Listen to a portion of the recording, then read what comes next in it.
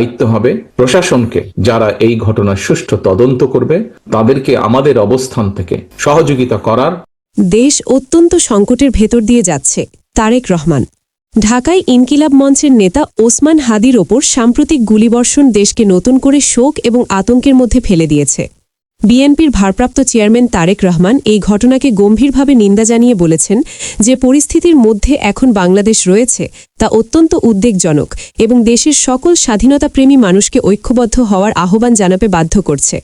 London থেকে virtually ঢাকায় যুক্ত হয়ে নির্বাচনের তফসিল ঘোষণার পরপরই তিনি বলেন, গত এক বছরে বিভিন্ন সময়ে বিভিন্ন সংগঠনের সদস্যরা প্রকাশ্যে হুমকি দিয়েছে যে প্রত্যাশিত নির্বাচন বাধাগ্রস্ত করা হবে।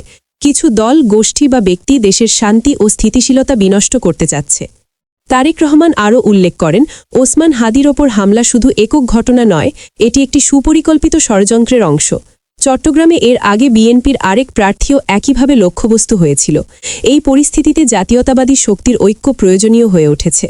তিনি বলেন, বাংলাদেশের অস্তিত্ব, স্বাধীনতা ও সার্বভৌমত্বের প্রতি বিশ্বাসী প্রতিটি নেতা, কর্মী এবং নাগরিককে আজ অতীতের যে কোনো সময়ের চেয়ে বেশি একত্রিত হতে হবে। তিনি নাগরিকদের বিভ্রান্তি ছড়ানো থেকে বিরত থাকার আহ্বান জানিয়ে বলেন, আমরা সচেতন থাকব যেন কেউ দেশের শান্তি বিনষ্ট করতে না পারে। প্রশাসনের সহযোগিতার প্রস্তাব দিয়ে তারেক রহমান বলেছেন, যদি প্রশাসন চায় আমরা তদন্তে সহযোগিতা করব এবং প্রকৃত দোষীদের খুঁজে বের করে আইনের আওতায় আনার জন্য সর্বোচ্চ সহায়তা করব। ছাত্রদলের নেতাদের উদ্দেশ্যে তিনি বলেন, আমাদের প্রতিবাদ গড়ে তুলতে হবে, যে কোনো মূল্যে অন্যায়ের বিরুদ্ধে দাঁড়াতে হবে।